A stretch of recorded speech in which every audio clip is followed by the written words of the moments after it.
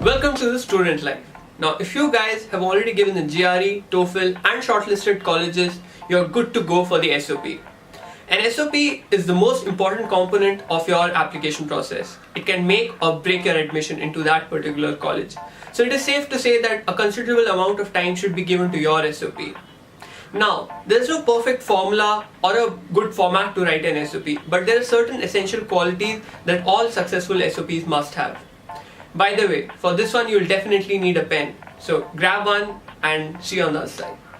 By the way, if you guys haven't already given the GRE, TOEFL or shortlisted the colleges, I would highly recommend you to go back and watch my previous videos. They will definitely help you out.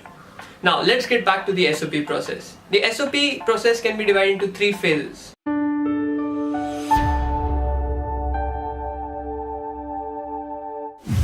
Phase number 1, the ideation phase. Now for the ideation phase, you would require a pen and a paper and a lot of quiet. Now what is going to happen is you're going to sit down and from your school days to this very moment, it could be pre-college, post-college or even after your job, write down everything that you consider an achievement. Okay, done? Now after that, you should cover all your life-changing events which were important to you, that molded you into the person that you were. Take your time, it's going to take a while, but write it all down. Think of it like a highlight reel to your life. For example, if you're watching a cricket match and all the highlights are shown at the end, think of it like that. Write everything down that motivated you till this point. Phase number 2, the draft. Now, after having written the ideation phase, which should look something like between a mix between your CV, which is very professional, and the thing that motivated you, which were more like passion, hobby, you are ready for the next phase. The draft. Now the draft should cover a lot of important points. The first one being your motivation. What motivated you till now that got you till here? There would be certain events from your childhood, school, college, office, job, your interaction with other people that finally got you thinking about doing your higher education in US. Point number 2. Now that you've already talked about your passions, hobbies and motivation, you need to back that talk up with some action. So you should start mentioning whatever actions you took to reach that goal. For example, if you are applying for a specialization in robotics and that is your research topic, you better back it up with some action. You could tell them about the time that you joined your robotics club in college, or you participated in that robotics competition, or the workshop that you attended to know more about robotics. Basically, you had the action to back up your talk. Point number 3, uniqueness.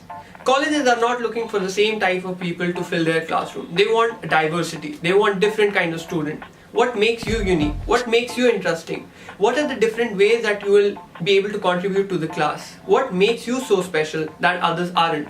You have to mention your own unique points, your own experiences that in ways that you could contribute to the class. Point number 4, the man with the plan.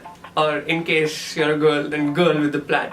But they are looking for a person or an individual who has a plan of action. They don't want that you just got the degree and then sat at home.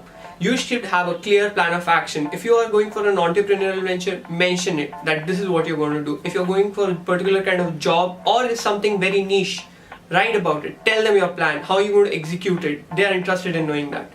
Be specific.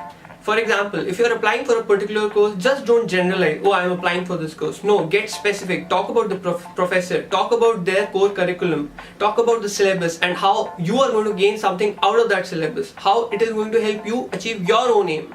Phase number 3, the cleanup. Now that you've written the SOP and edited the draft 3 to 4 times, it's now time to get some help. Get someone who has good English, preferably your English teacher or counselor in case you have hired one, or even your own parents. Tell them to proofread it. Ensure that there are no spelling mistakes. Ensure there are no grammatical mistakes. The punctuation should be on point, my friend.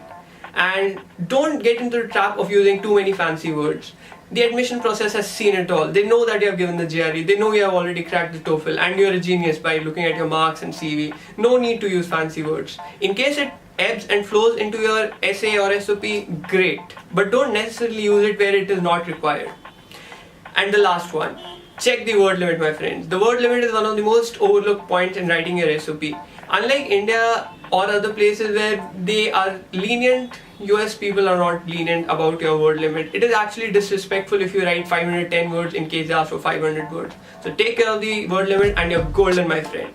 Now as always, if you guys like my video, please like, share and subscribe it. And I have been receiving a lot of positive comments about my work lately, so it has motivated me. In case you want certain improvements or me to cover other topics also, please write them in the comment section below. I highly appreciate your support and keep learning, my friends. I believe in you.